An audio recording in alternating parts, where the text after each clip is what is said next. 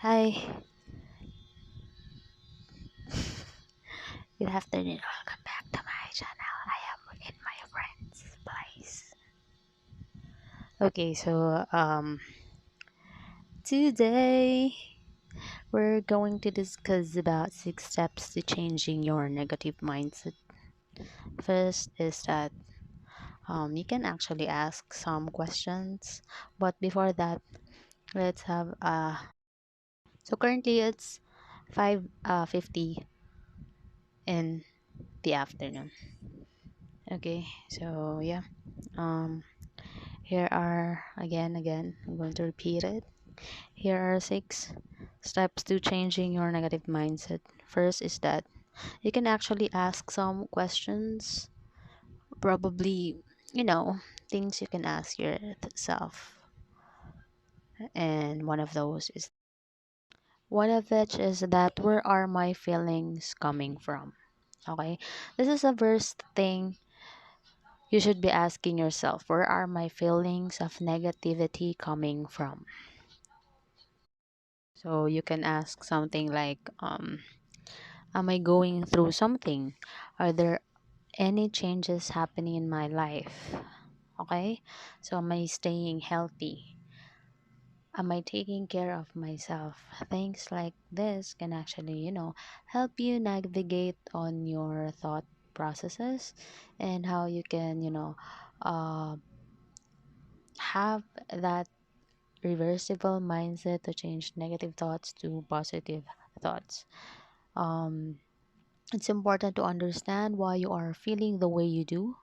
Sometimes it does seem like these waves of negative emotions come out of nowhere, but there's almost always a reason, and probably one of which is that your direct contact on social media, things that are actually embedded on our subconscious. So it may actually like recur on your patterns, daily routines, negative thinking patterns, things like that. So it's not always something that is obvious. You might have to dig a little to find out what it really is. So more often than not, that uninvited negativity comes from a place of fear. So these are fear-based thoughts, and probably can be experienced as well. So you can actually ask yourself, am I bringing my past fears into the present and future? So you can actually think of things through in a reflective manner. All right. So fear can manifest itself in many different ways. So you actually need to face it and get through with it. Next is take a shower. So okay. So the thing about being in a negative bad or difficult place is that it affects pretty much every single aspect of your life. What you do in a day, what you think, what is your plan. So these are the things that are usually affected on a daily basis. You don't feel like doing anything, your productivity levels drop. You sometimes take your frustration onto others and then feel guilty about it. So those are what we call, or what you call, projections. Um, when you're projecting your emotions, negative emotions, onto somebody else. That could be your friends, family members. Depends who are you talking with, or who is close to you. Here are something that Here's something that always makes me feel better when I'm in a slump. So I take a long shower. You know, it actually like remove all the negativity, not just in your head, but you know you can actually cleanse yourself. Okay, so let's proceed with the next. You can actually do some teas also, something that can put your mind on a relaxation state. Next is avoid people who dump. Okay, people who constantly nag, people who refuse your help but continue to complain. Yeah, you really should avoid this kind of people. People who talk about their problems over and over again and show no interest in your life. Those are mostly people who love dumping their negativity on others. So they're kind of like relaying their negativity onto others. That is actually not a good thing. Okay. So we all have ups and downs. We all have problems, and we all know how good it feels to vent to a friend sometimes. Okay, but when that venting becomes too toxic, it's time to stop listening. So you just need to know, guys. You just have to find that kind of um balance, in what you hear, what you give advice on.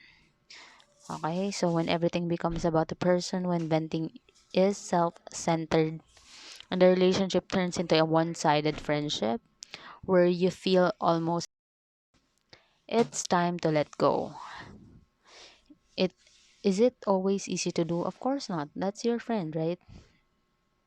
So I think it just needed to find a way how to handle. But these are difficult things. That's why because it's your friend probably. That's why you really need to be strategic. Okay. The next thing is that don't sit around doing nothing. Eventually, this will lead to um more like compiling of negative thoughts. Let's face it. Sitting around and doing nothing is pretty much all you do probably want to do when you feel down. So yeah, this is actually true. It is also one of the worst things you can do. Why? Because that's when all your attention dives right into the negative place you found yourself. Okay, so and you dwell. You think yourself, why do I have to feel like this? This sucks. I hate this. Why do I have such bad luck? And you start to ruminate. Your feelings of fear, anxiety come out, and you end up feeling worse. So I think the best thing you do is to don't sit around, do something else, something something that can alter your um, mind and change it in and focus it on something else. It can be like exercise, or I don't know, guys, what you wanted to do with your life.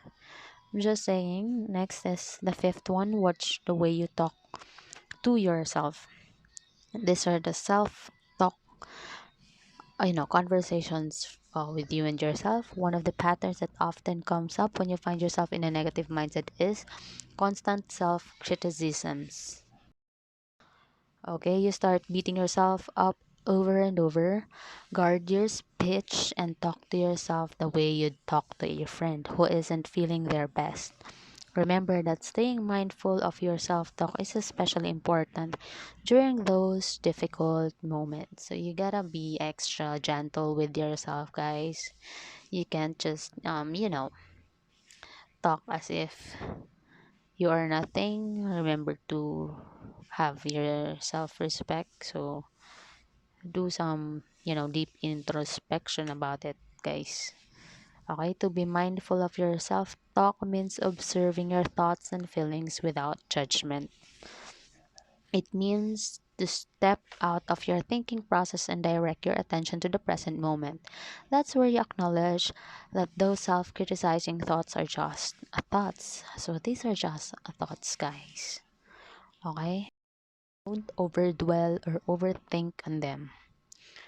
So, actually, guys, this is a bit long topic, but I didn't go into details because I am not in my house right now. So yeah, that's a black cat.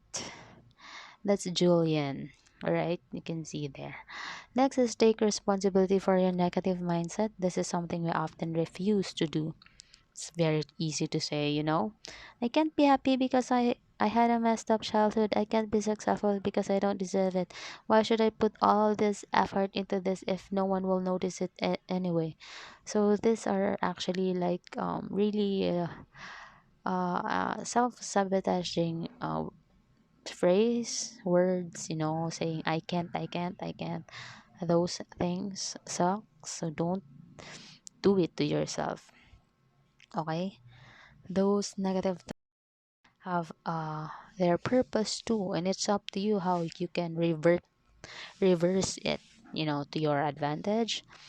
They help you survive. For one, if we didn't have negative thoughts, we'd have no idea how good it feels to have good thoughts, good happy thoughts. When you feel yourself getting upset over something, it's important to not try to stop those negative thoughts from flowing. Recognize them for what they are and come up with a system or a routine that will help you deal with them. So remember, guys, that it's okay not to be okay, because we are humans, and it's just fine, guys. All right. So it's okay not to be okay all the time. Yep. So I really hope you learned something today, and I'll see you again tomorrow. So thank you for watching. Thank you for helping me make this world a better place for all of us. Alright.